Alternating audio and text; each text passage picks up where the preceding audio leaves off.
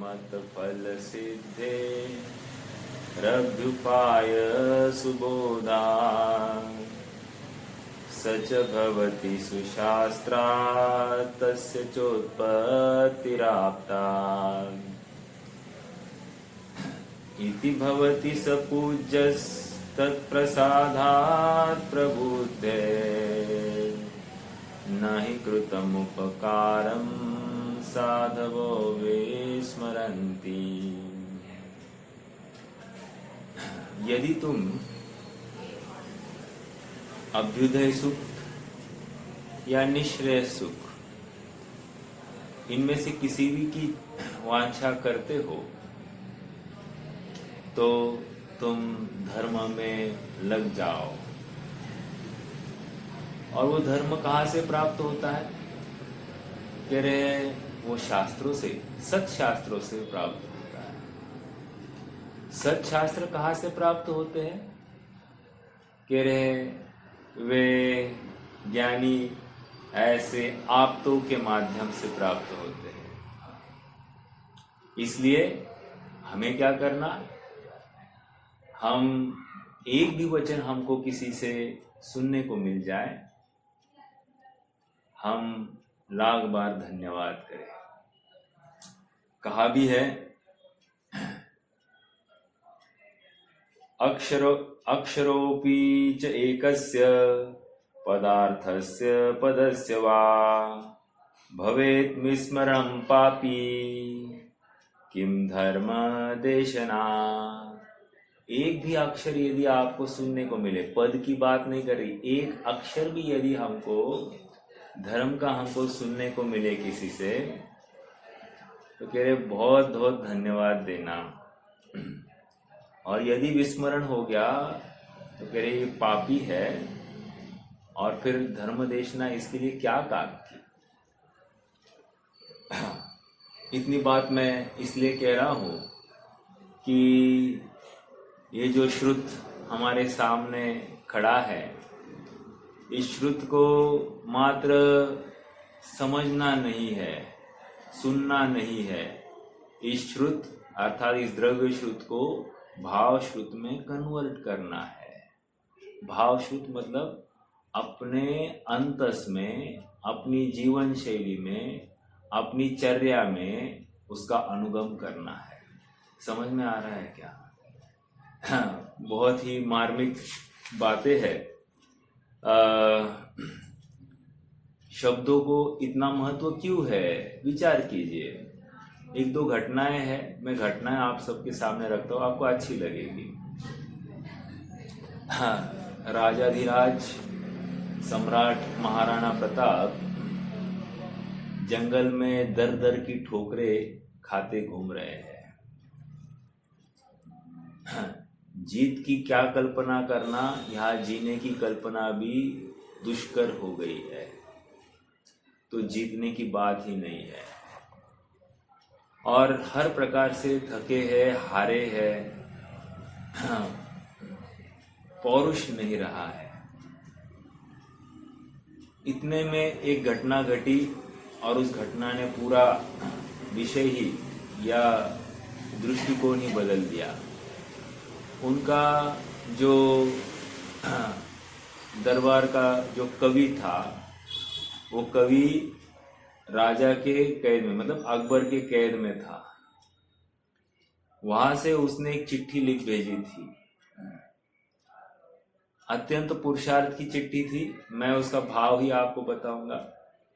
हमने सुना है जो तलवार शत्रुओं के सीने पर चलती थी, अब वह सदा सदा के लिए म्यान हो गई है। हमने सुना है कि जो युद्ध के लिए कभी भी तत्पर था, देश की रक्षा के लिए तत्पर था, आज वो स्वयं हिम्मत हार गया है, थका है, नपुंसक हो गया है। ऐसी अनेक अनेक प्रकार से वीर रस की बातें लिखी और उसी ने महाराणा प्रताप का पौरुष जागृत किया। और फिर उसके बाद में भामाशाह मिले और भामाशाह के योग से फिर आगे बात बढ़ी।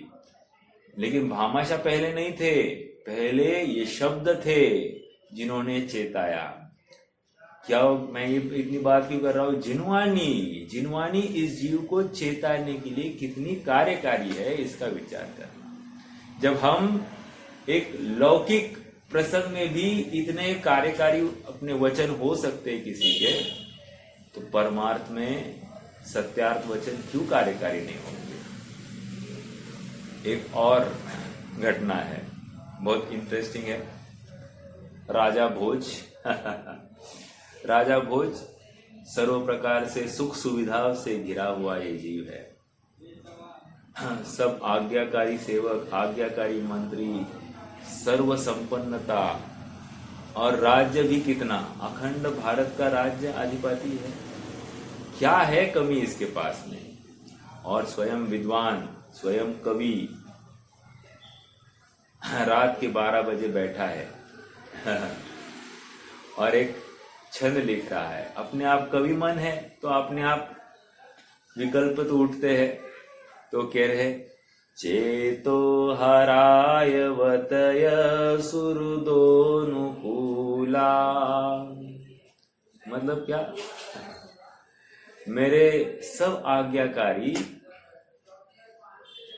सेवक है, पत्नियां है, जो कुछ है सब आज्ञाकारी, सब कुछ अनुकूल है। क्या है, क्या प्रॉब्लम है? मैं कितना खुश नसीब हूं, ऐसा विचार कर रहा है। सद्बांध, दूसरी लाइन, सद्बांधवा सनय गर्भ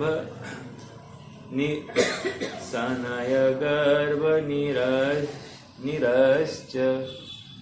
मैं शब्द मेरे पास में नहीं है, लेकिन इसका भाव इतना है कि सद्बांधव मेरे आसपास में है, मेरे भाई बहन आदि आदि जितने हैं, ये भी मेरे सब अनुकूल है।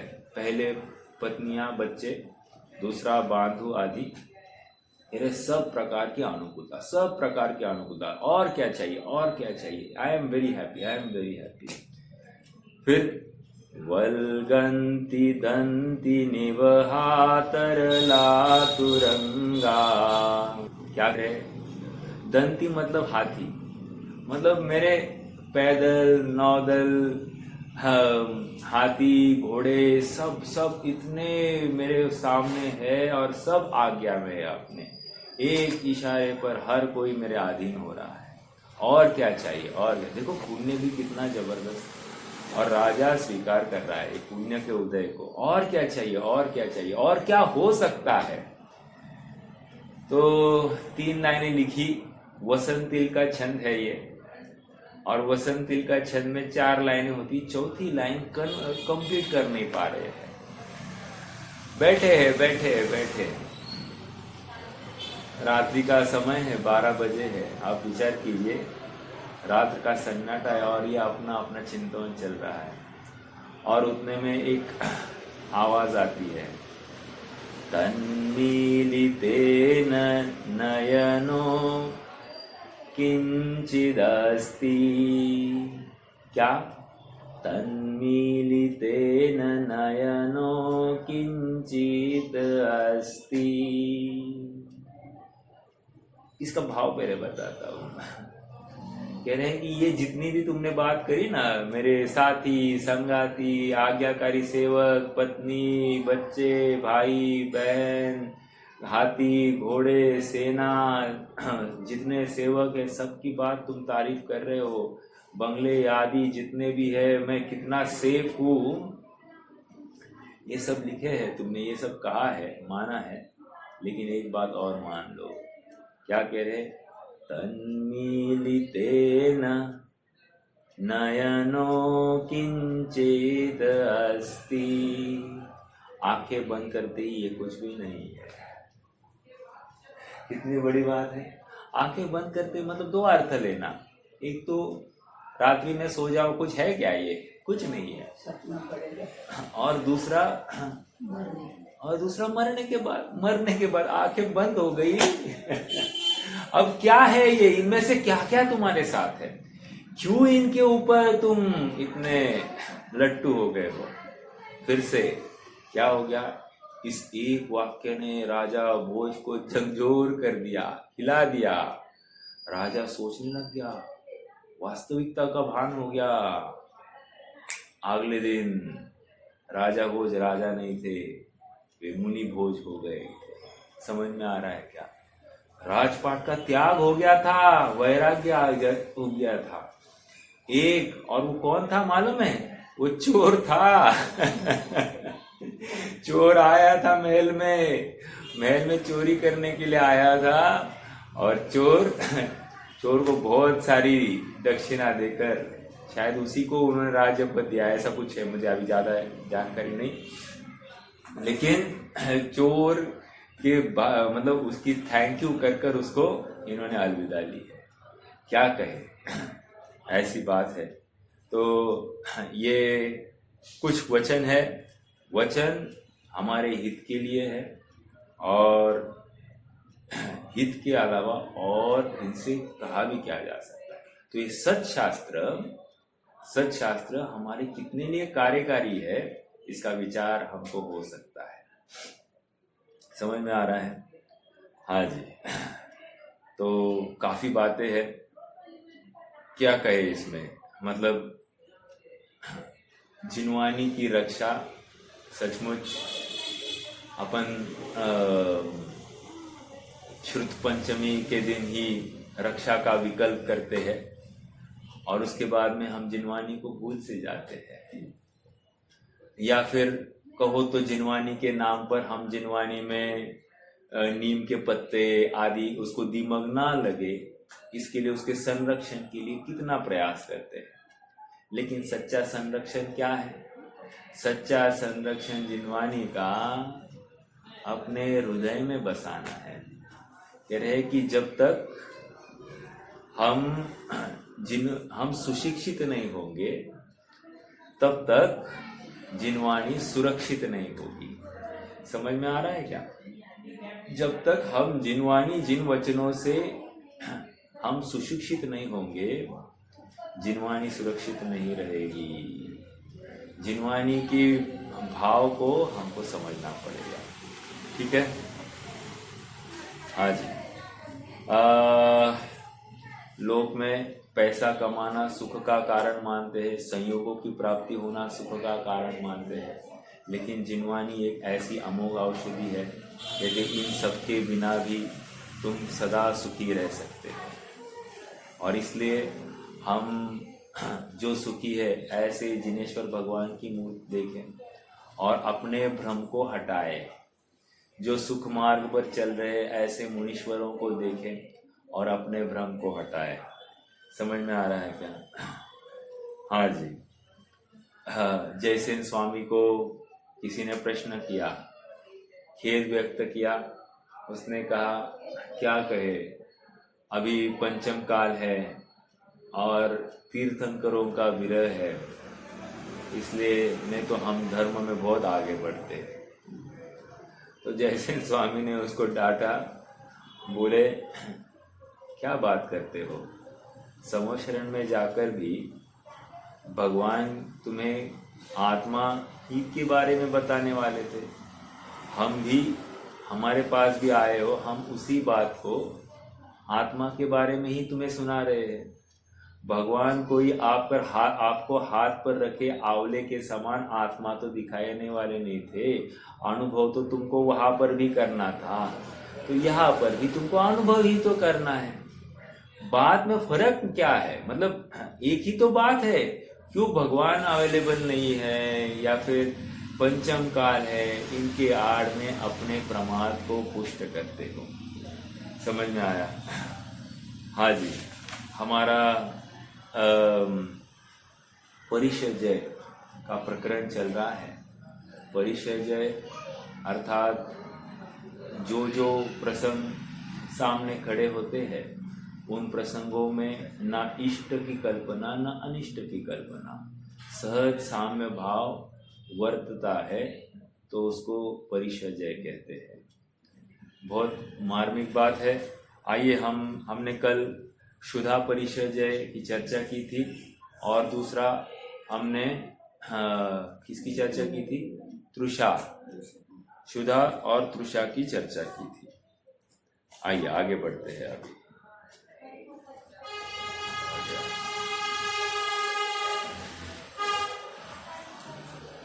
क्या बात है, आज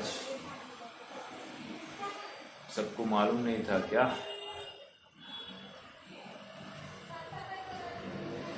हाँ जी, क्षुधा परिषद है। क्या कहा? कितनी भी भूख लगे वहां पर खेद नहीं बरतना, आकुलता नहीं होना। क्षुधा का भाव यह रोग है ऐसा मानना, मैं तो अनशन स्वभावी हूं ऐसा निर्णय करना, इसको क्षुधा परिचर्या कह रहे हैं। एक मिनट। दूसरा तृषा परिचर्या, जेठ की गर्मी हो, तीव्र धूप भभक रही हो और फिर भी यहाँ पर कुछ पीने को मिल जाए, ऐसी बात नहीं। कमंडलू के में जो पानी है उसके माध्यम से मैं अपनी तृष्णा को शांत करूं, या थोड़ा छिड़क दूं शरीर पर तो ठंडक होगी, ऐसा भी भाव नहीं है। समझ में आ रहा है क्या? ये तृषा परिषद है। हाँ जी, 22 परिषद 304 पेज पर है। एक मिनट। ये मैं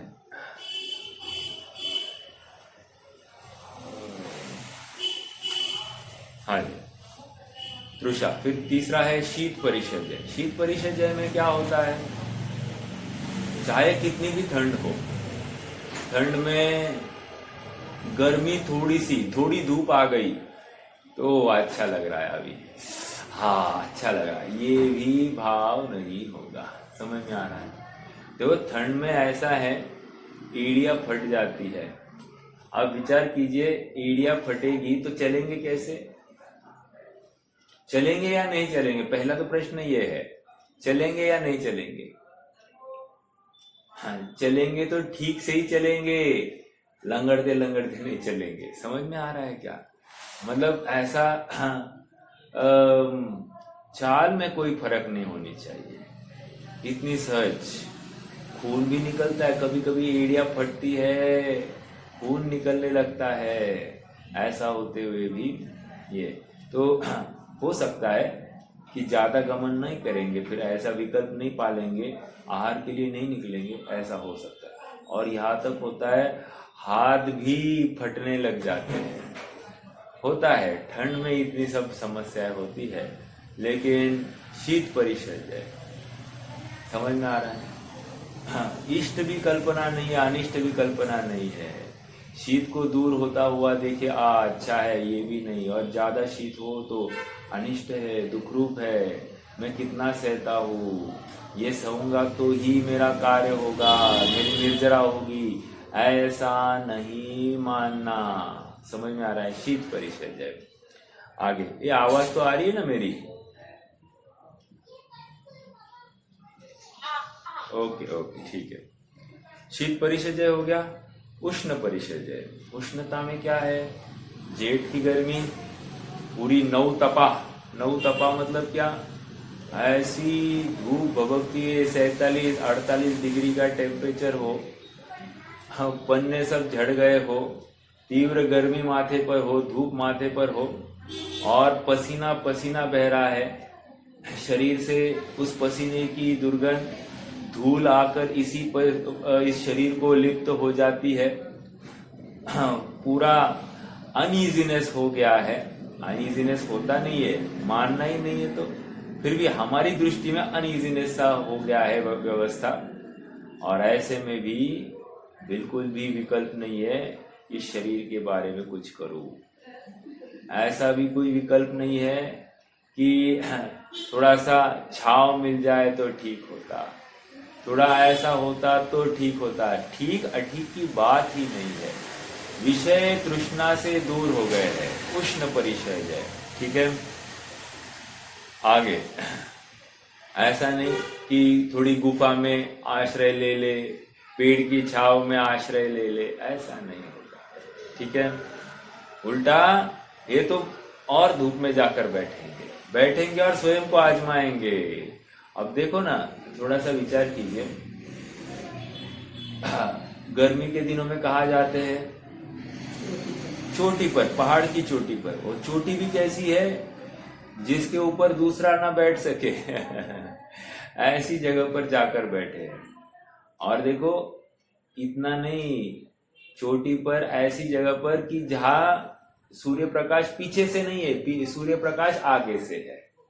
समझ में आ रहा है? पीछे से होता तो कोई तकलीफ नहीं, लेकिन आगे से ज्यादा वो हीट महसूस होती है। अरे कुछ नहीं, हम इतना थोड़ा सा धूप अभी बढ़ गई है तो घर के बाहर निकलते तो कितना अपने स्वयं को प्रोटेक्शन करके निकलते हैं। और देखो ना, विटामिन डी नहीं है, ये सूरज में सब विटामिन डी का स्रोत था, और विटामिन डी की ये डिफिशियंसी होती, घर के बाहर निकलता ही नहीं है। पसीना होगा, कुछ होगा, इसको लेकर घर में ही बैठा रहता है। और फिर विटामिन डी इतना महत्वपूर्ण सप्लीमेंट है, उससे कोलेस्ट्रॉल कम होता है, आदि आदि बहुत सारे कार्य इस शरीर के व्यवस्था संबंधी होते हैं। कहने की बात इतना महत्वपूर्ण है सूर्य प्रकाश। फिर भी चलो, मैं इस इष्ट मानने की बात नहीं है, फिर से मैं तो अपनी सोच को क्लियर कर रहा हूं कि धूप से कितना बचना चाहता है ये जीव। लेकिन यहाँ पर कह रहे उष्ण परिषद है, कितनी भी गर्मी, कितनी भी लू हो जाए तो भी इनको उसको लेकर कोई आकुलता नहीं, सहजता है, सहजता। ठीक है। हाँ, क्या हो गया? शीत परिषद है, उष्ण परिषद है। पांचवा दंश मशक। दंश मशक मतलब यहाँ पर दंश है, दंश मशक। दंश मतलब क्या? मच्छर नहीं लेना। दंश मशक नाम का परिचय है, ठीक है। और इसमें मक्खी मच्छर आदि आदि, मक्खी मच्छर आदि आदि ये सब जितने भी प्राणी है या बिच्छू है आदि आदि, सबके दंश से सहजता। इससे जहर चढ़ेगा, इससे नहीं चढ़ेगा, कोई विकल्प नहीं है। मच्छर है, रीछ है, कितने सारे हैं, ये तो है ही। इन सब में सहजता। हाँ, कितनी बड़ी बात है। एक मच्छर इस जीव को हैरान कर देता है, परेशान कर देता है। रात की नींद टूट जाए तो बार बार बोलता है मेरी नींद उड़ गई, मेरी नींद उड़ गई, सो ही नहीं पाया। और अगले दिन डबल सोएगा फिर। क्यों? नींद नहीं हुई मच्छरों की वजह से। कितनी स्वयं को सुरक्षित करने की बात करता है, व्यवस्था करता है, और उससे सुखी होने की कल्पना करता है। भ्रम रोग हटाने का अवसर है कि मच्छर तुम्हें सुखी या दुखी नहीं करते। तू सुखी और दुखी अपने राग या द्वेष से हुआ है। इसलिए भ्रम रोग छोड़, तत्व निर्णय कर। देखो, ये परिचय जय के माध्यम से तत्व निर्णय करने की बात है। अपने आत्म स्वरूप का निर्णय करना है। मैं हूँ स्वयं पूर्ण, मुझ में पर की कुछ गंध नहीं। मतलब कितनी बड़ी बात कही, पर का मुझ में कुछ भी नहीं है। मतलब मच्छर ने मुझ में कुछ भी नहीं किया है, ये नक्की करना था। ये धूप ने मुझ में कुछ किया ही नहीं है, पर की मुझ में कुछ गंध, ये ठंड ने मुझे कुछ किया ही नहीं है। ये तृषा, ये भूख प्यास, इससे कुछ भी फर्क नहीं हुआ।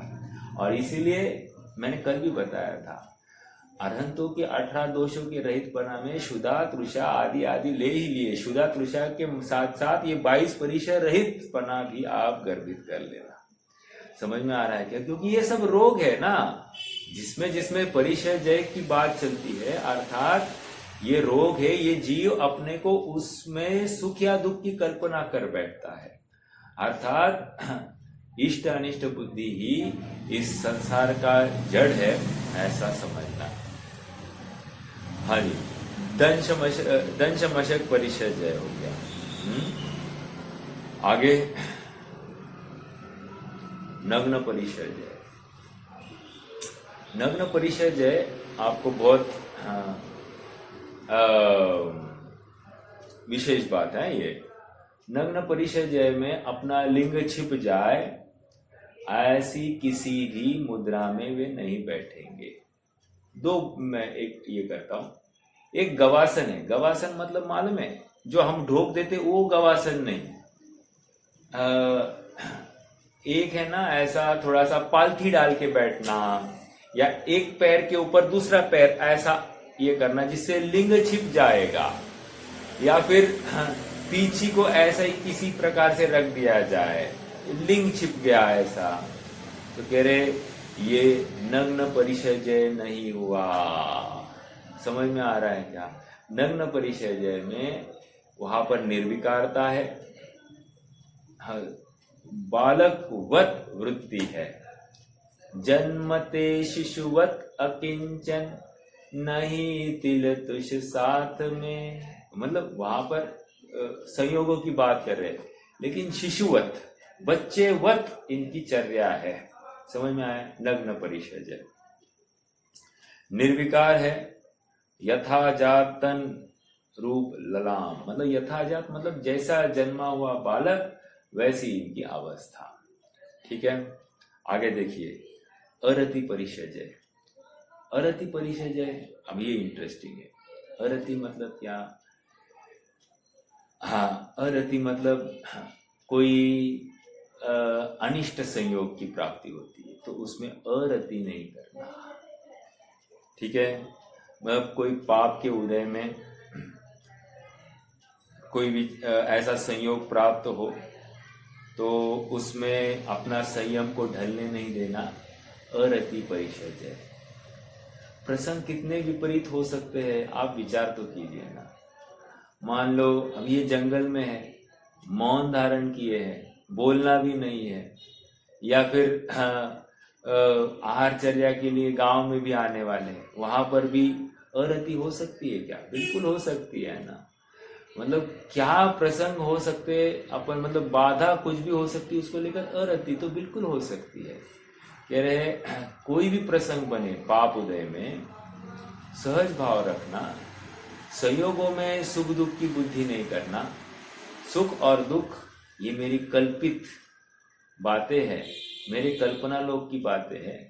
किसी को वही घटना इष्ट दिखती है, किसी को वही घटना अनिष्ट दिखती है। अर्थात इष्ट अनिष्ट कोई जगत में ऐसी वस्तु ही नहीं है, हमारी सोच ही सचमुच इष्ट अनिष्ट है। समझ में आ रहा है क्या? मतलब हर चीज में हम इष्ट अनिष्ट बना, कितनी सहज। देखो इष्ट अनिष्टपना अगर छोड़ देना ये जीव, उसका जीवन बहुत सरल और शांतिमय हो जाएगा। सहज स्वीकृति संयोग की उसे अगर हो जाती है तो आकुलता हट जाती है।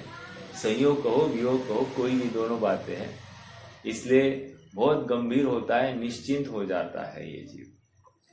हाँ, नग्न हो गया, अरति परिचर्य हो गया। जय मतलब क्या? इष्ट अनिष्ट कल्पना न करते हुए एक शुद्धात्मा का आलंबन करना, शुद्धात्मा की चिंतन में सर यह मुझ में नहीं है, इससे मेरा कुछ भी हानि या लाभ नहीं है, ये नक्की करता है। इसलिए मैंने एक बात कही ना, ये परिचर्या के लिए त्यागोपादान शून्यत्व शक्ति का विचार बहुत बहुत जरूरी है। हाँ, त्यागोपादान शून्यत्व मतलब ऐसी कुछ कमी नहीं है कि मुझे बाहर से कुछ बोरो करना पड़े, और ऐसी कुछ अधिकता नहीं है कि मुझे बाहर में कुछ देना पड़े। ऐसा मैं स्वयं पूर्ण हूँ, पूर्ण वस्तु हूँ ऐसा। और प्रत्येक वस्तु पूर्ण है, प्रत्येक वस्तु स्वयं पूर्ण है, प्रत्येक वस्तु स्वयंभू है। ऐसा जिसे विश्वास हो जाता है उसे बाहर में संयोगों में इष्ट अनिष्टपना भाषित नहीं होता। स्त्री परिचर्या, अब देखो स्त्री परिचर्या मतलब क्या?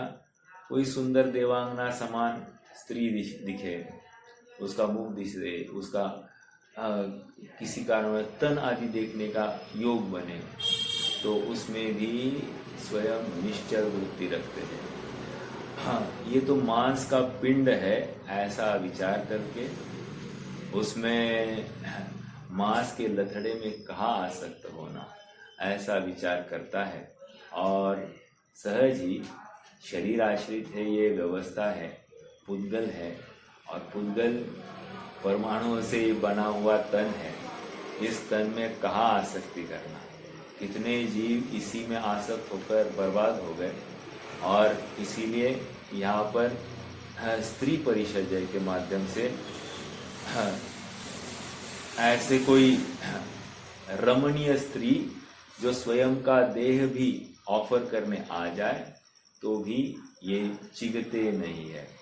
सुनते हैं ब्रह्मा विष्णु आदि ये सब अप्सराओं के माध्यम से चिगे है, मतलब उनकी तपस्या भंग एकमात्र स्त्री के निमित्त से हुई है।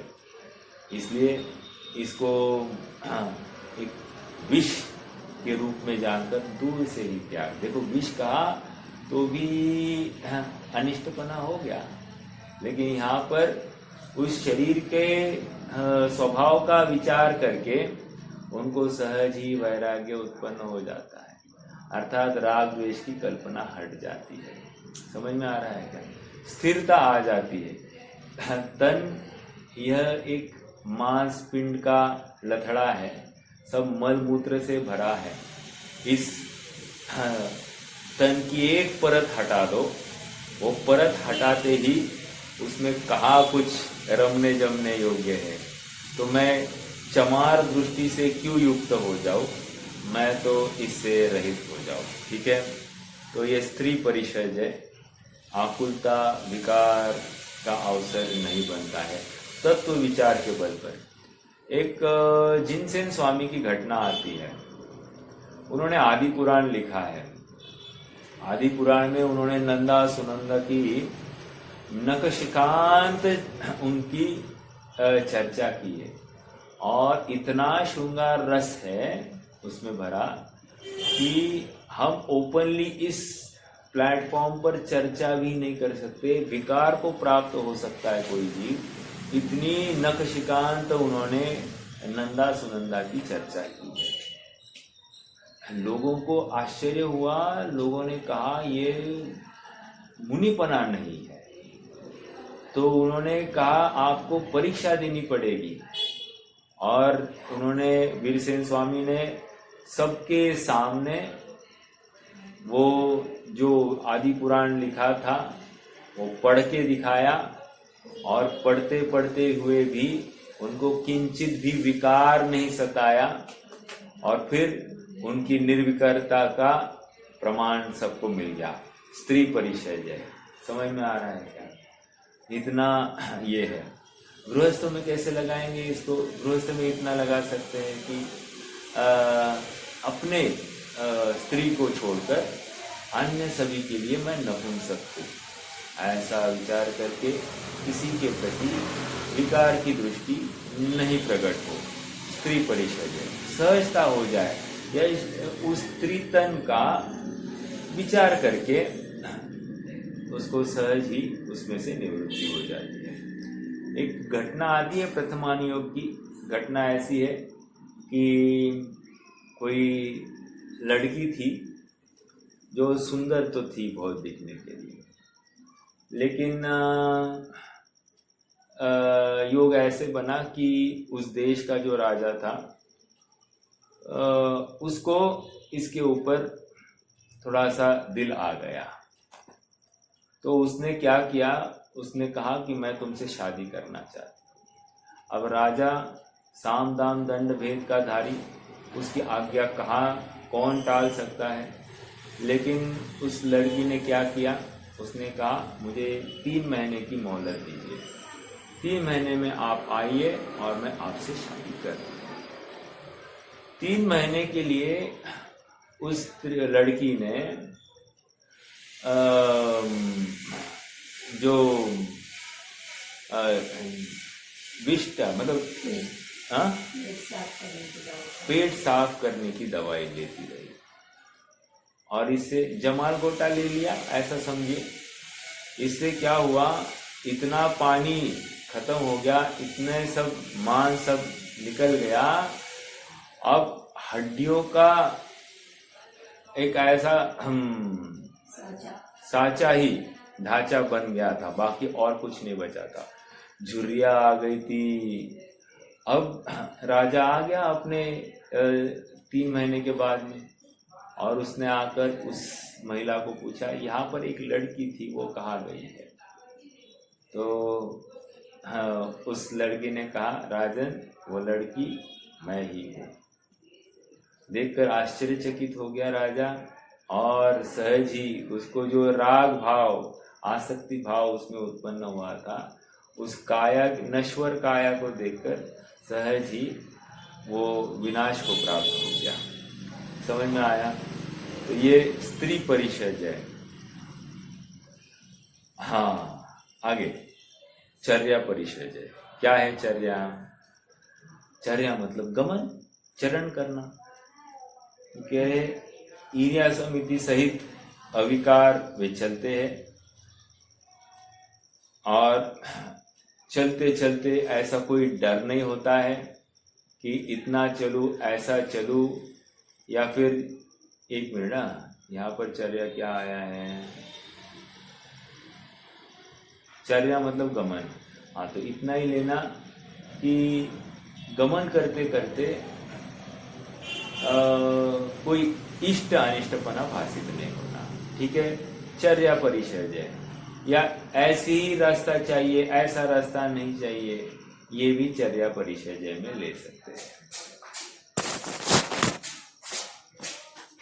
गमन संबंधी कैसी भी जमीन क्यों ना हो, उसमें आकुलता नहीं होना, सहजता होना, इष्ट अनिष्टपना भाषित नहीं होना, और सहज ही आत्म स्वरूप का चिंतन होना।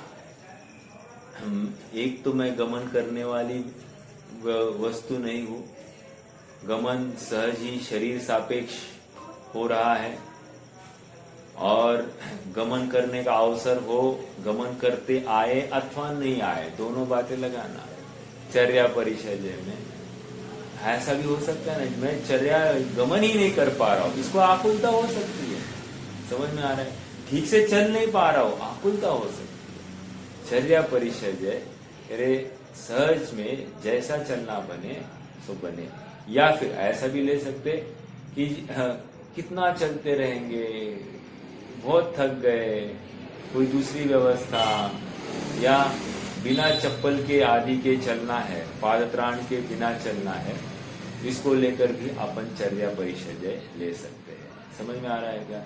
मतलब कुछ चुभेगा, इस चुभेगा तो उसमें तृण परिषद तो है ही, लेकिन चप्पल होती तो ठीक, ऐसा जो भाव है, कह रहे ये सब चर्या परिषद में लिया जा सकता है। ठीक है? या फिर हर 1 दिन, 3 दिन, 5 दिन के बाद में गमन करना, इसको लेकर भी उनको आकुलता हो सकती है, तो कह रहे चर्या परिषद है। ठीक है? आगे 10वां क्या है? आसन परिषद। आसन शयन, और या आसन शयन दोनों एक साथ लेंगे। आसन मतलब क्या?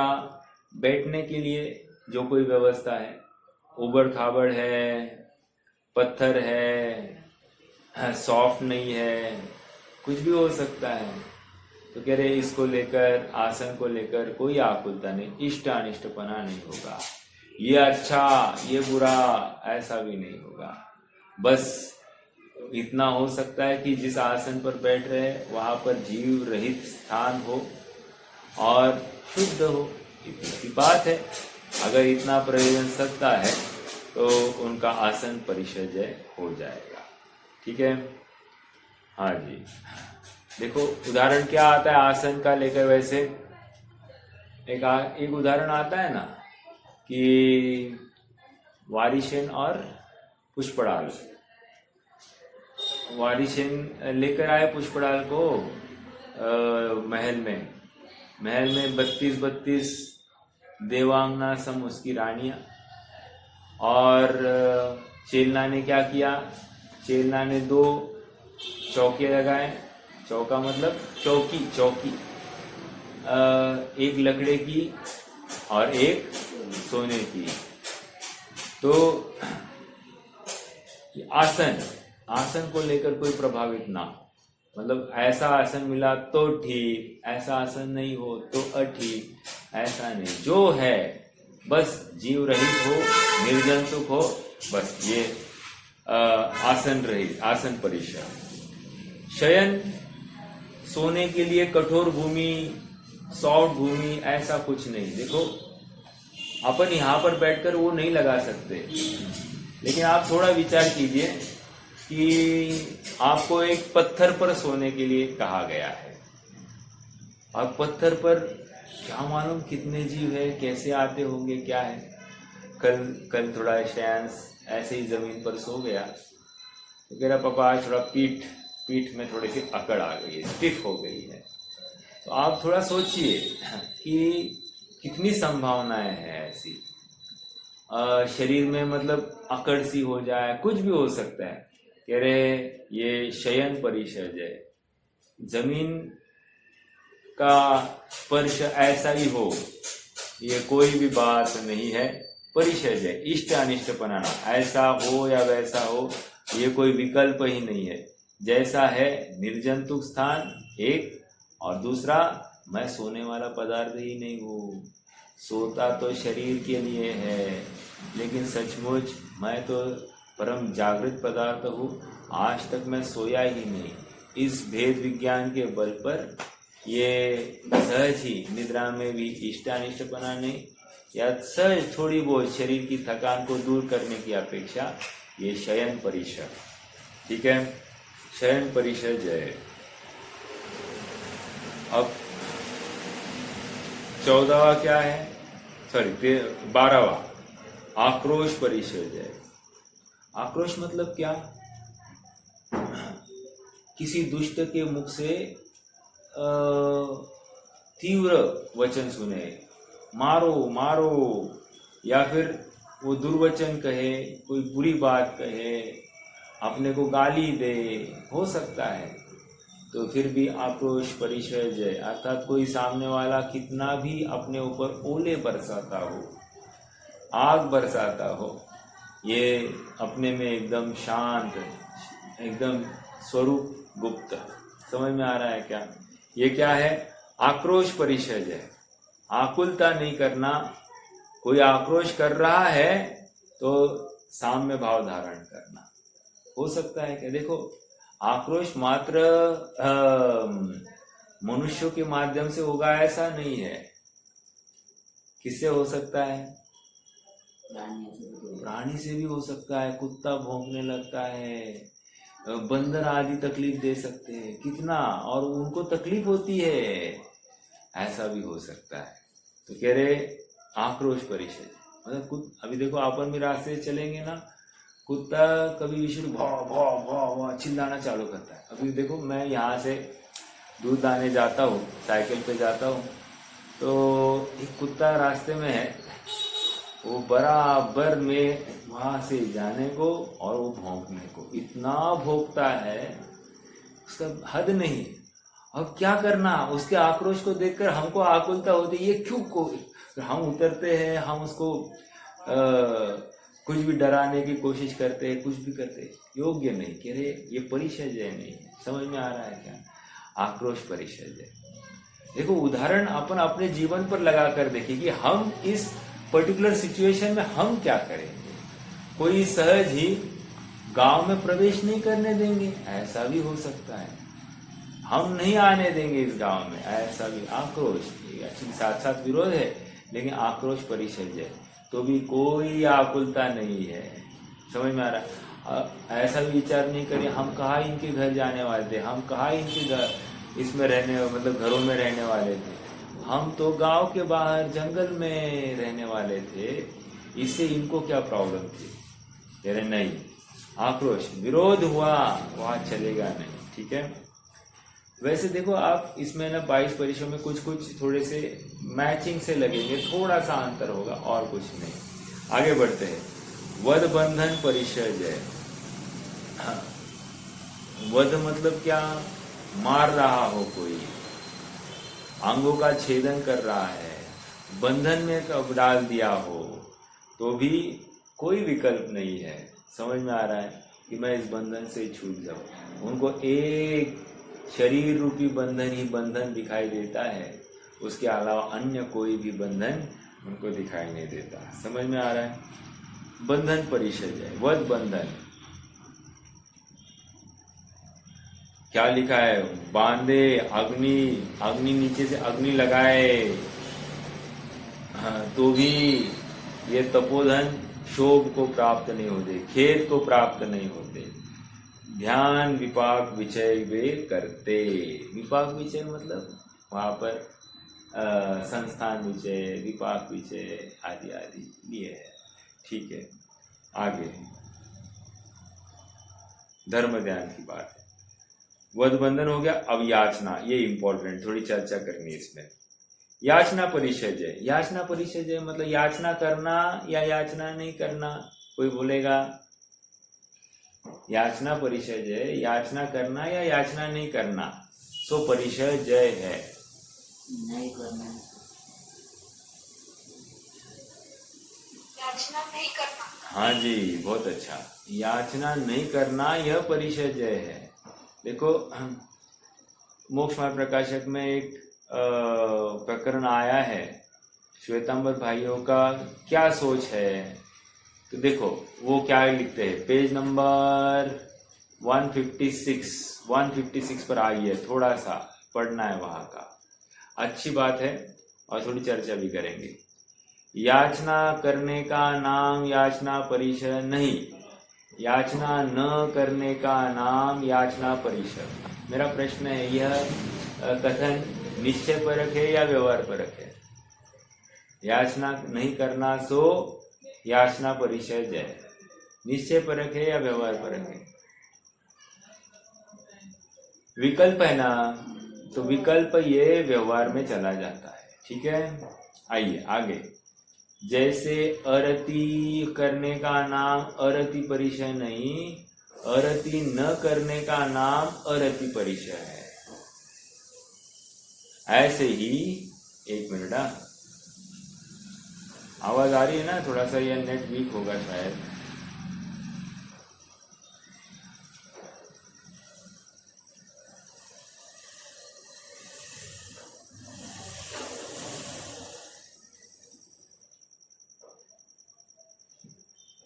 हाँ जी, आ रही है ना आवाज? देखो क्या कह रहे हैं, पेज नंबर 156। याचना करने का नाम याचना परिषद नहीं, याचना न करने का नाम याचना परिषद। जैसे अरति करने का नाम अरति परिषद नहीं है, अरति न करने का नाम अरति परिषद है, ऐसा जानना। यदि याचना करना परिषद ठहरे तो रंक आदि बहुत याचना करते हैं। रंक मतलब भिखारी, अरे कितनी याचना करते हैं। अपन भी मान लो कहीं जाते हैं, किसी चीज की अपने को रिक्वायरमेंट है, अपन क्या करेंगे, याचना करते हैं, दो ना दो ना दो ना। समझ में आ रहा है?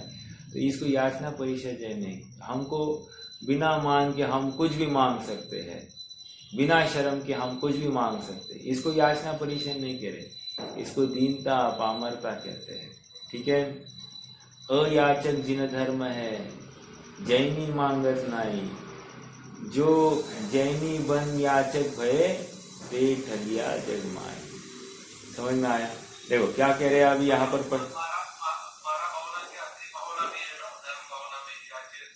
हाँ हाँ, ओके, हाँ बराबर है, बिल्कुल। वहां तो याचना करने से मतलब याचना करनी पड़ती है। चिंतामणि के लिए कल्प वृक्ष में याचना करेंगे तो वो उनसे मिलता है। लेकिन धर्म ऐसा कल्पतरु है, धर्म ऐसा चिंतामणि रत्न है, बिन मांगे बिन चिंते बिन जाचे बिन चिंते धर्म सदा सुख दे। और एक बात है ना, बिन मांगे मोती मिले, मांगे मिले न भीख। कह रहे मांगने से तो कुछ मिलता नहीं है, बिना मांगे तो सब कुछ मिल जाता है। देखो, और एक बात मैंने पीछे एक बार कही थी, यदि अपना हिस्सा मांगता है कोई, यदि अपना हिस्सा मांगता है कोई, तो जगत जन या संबंधी जन अपना खरा रूप दिखा जाते हैं।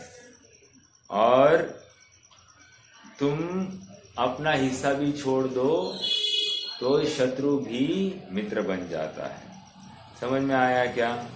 याचना की बात के ऊपर से ये बात लगाई, कह रहे कि मांगना किसी भी रूप में अच्छी बात नहीं।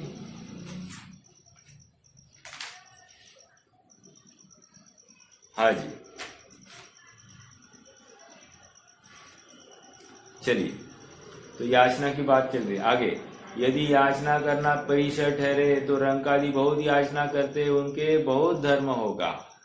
और कहोगे, अब देखो, मान घटाने के कारण इसे परिचय कहते हैं। मान घटाना, हमने निर्माण होकर मांगा, तो मान घटा कि नहीं घटा?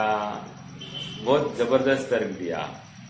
तो देखो, तो किसी कषाय कार्य के अर्थ कोई कषाय छोड़ने पर भी पाप ही होता है। क्या कह रहे? एक कषाय की पूर्ति के लिए दूसरी कषाय का त्याग किया, ये भी पाप ही तो है। देखो, धर्म के 10 लक्षण में वहां पर 4 प्रकार की कषाय कही गई है। किसी को याद है 4 प्रकार की कषाय? पहली कषाय, कषाय दूसरों को काटती है। इसका अर्थ क्या? मान लो मेरी कोई तीव्र कषाय हो गई किसी विषय संबंधी, इस कषाय को लेकर सामने वाला आकुलित होने वाला है, दुख को प्राप्त होने वाला है, कषायवान होने वाला है, इसलिए कषाय दूसरों को काटती है। पहली बात, ओके। ये कहाँ से मैं निकाल रहा हूँ पॉइंट? ये यहाँ पर कि एक कषाय के पीछे दूसरी कषाय को गिनता नहीं है। ठीक है, देखो, दूसरी क्या है कषाय? दूसरी कषाय स्वयं को काटती है। पहली कषाय दूसरे को काट रही थी, अब दूसरी कषाय क्या कह रहे? स्वयं को काटती। स्वयं को कैसे काटेगी? स्वयं को काटेगी मतलब पतन करेगी। कैसे? कह रहे, इससे हमको संक्लेश हुआ कि नहीं? संक्लेश हुआ, वही कषाय है और ये स्वयं को काटती है। ठीक है, 2 बातें हो गई। तीसरी अपेक्षा कषाय की, धर्म के 10 लक्षण में मेरे ख्याल से लोभ के प्रकरण में पंडित साहब ने, मतलब डॉक्टर साहब ने उठाया है। तीसरी बात क्या है? कषाय, एक कषाय दूसरी कषाय को काटती है। ये यहां पर बैठ रहा है, एक कषाय दूसरी कषाय को काटती है। हमने देखा ना, जैसे किसी को पैसे का लोभ है, तो पैसे का लोभी, तो लोभ कषाय है ना पैसे की, तो अब वो अपना अपमान तक गिनता नहीं है। ऐसा हो सकता है क्या? बिल्कुल हो सकता है। कह रहे ये क्या है? एक कषाय दूसरी कषाय को काटती है। अब चौथी कषाय देखिए, क्या है? एक कषाय उसी कषाय को काटती है। मतलब मान लो लोभ कषाय है, मुझे धन कमाने का लोभ है, ठीक है, लेकिन धन कमाने के लोभ को त्याग कर मैं विषय भोगों के लोभ में करूंगा। ऐसा हो सकता है क्या? फिर धन को मैं गौण कर देता हूं और विषय भोगों को ही का लोभ बन सकता है? बिल्कुल हो सकता है। कह रहे ये एक कषाय क्या करती है? उसी कषाय को काटती है। मतलब लोभ कषाय को काटती है। तीसरा पॉइंट क्या था? लोभ कषाय मान लो क्रोध कषाय को काटेगी। ऐसा हो सकता है क्या? ग्राहक अपनी बहुत निंदा करे, लेकिन ग्राहक बहुत बड़ा है, एक बार आया तो 10, 15, 20 हजार का माल लेके जाएगा, तो उसने थोड़ी बहुत उपेक्षित बात भी की होगी, तो भी ये छोड़ देता है। ये क्या है? कषाय के वश। समझ में आ रहा है क्या? इतनी बात अपन ने क्यों लिखी कही? कह रहे हैं यदि कहा गया ये, और कहोगे मान घटाने के कारण परिचय कहते हैं, तो किसी कषाय कार्य के अर्थ कोई कषाय छोड़ने पर भी पापी ही होता है। एक कषाय का त्याग किया और दूसरी कषाय ग्रहण, क्या हुआ? पाप में तो प्रवृत्ति हुई है। ठीक है, तो कह रहे कि एक कषाय के अर्थ कोई दूसरी कषाय छोड़ने को पर भी पापी ही होता है। आगे जैसे कोई लोभ के अर्थ अपने को अपने अपने अपमान को भी न गिने। क्या कहा? कोई लोभ कषाय के अर्थ अपने अपमान को भी न गिने तो उसे लोभ की तीव्रता है। उस अपमान कराने से ही महापाप होता है। दो बातें कह रहे हैं, एक तो अपमान को गिनना नहीं, ये भी पाप, और अपमान करना ये भी पाप। ठीक है। और आपकी कुछ इच्छा नहीं है, मतलब हम मान लो किसी को मदद करते हैं तो कह रहे कि हमको कोई उसके रिटर्न में ऐसी कोई वांछा नहीं है, लेकिन वो हमको ठग दे, हो सकता है क्या? कह रहे कषाय कषाय कषाय को काटती है।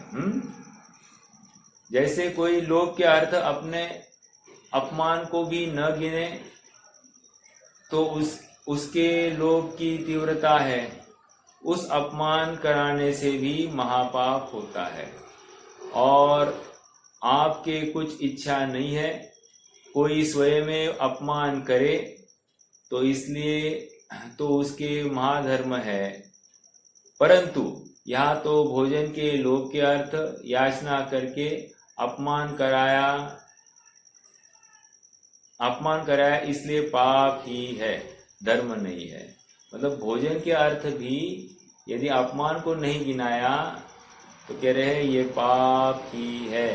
तुम्हारी कौन सी है? याचना परिचय नहीं सह। देखो आगे, तथा वस्त्रादि के अर्थ भी याचना करता है। श्वेतांबरों की बात है। परंतु वस्त्रादि कोई धर्मांग नहीं है, शरीर सुख दुख का कारण है, इसलिए पूर्वोक्त प्रकार से उसका निषेध जानना। देखो, अपने धर्मरूप उच्च पद को याचना करके नीचा करते हैं सो उसमें धर्म की हीनता है। इस इत्यादि अनेक प्रकार से मुनि धर्म में याचना आदि संभव नहीं है, परंतु ऐसी असंभवित क्रिया के धारक को साधु गुरु कहते हैं, इसलिए गुरु का स्वरूप अन्यथा कहते हैं। मतलब श्वेतांबर आमनाय में गुरु का स्वरूप भी अन्यथा कहा गया है। ठीक है, रुकते हैं। याचना परिचय तक हो गया, 14 हो गए हैं और 8 बाकी है। ये करेंगे और फिर आगे बढ़ेंगे। ठीक है। ये अपना परिचय जय ये निर्जरा में भी कार्यकारी है, और परिचय जय मोक्ष मार्ग में बने रहने के लिए, परिचय जय अपने में से विकृतियां निकल जाने के लिए। इन सब के फलस्वरूप यहाँ पर परिचय जय होता है। अर्थात आत्मस्थिरता के बिना, आत्मा में रमणता के बिना ये संभव नहीं है। घोर तपस्चरण करे लेकिन आत्मा ही उसका बेस नहीं है, उस तपस्चरण को कोई वैल्यू नहीं। घोर पूजा भक्ति आदि करे लेकिन आत्मा यदि उसका फाउंडेशन नहीं है तो उस प्रयास को भी कोई वैल्यू नहीं है। समझ में आ रहा है? चलिए रुक जाते हैं। कोई प्रश्न है तो जिनवानी पूछिए, नहीं तो जिनवानी।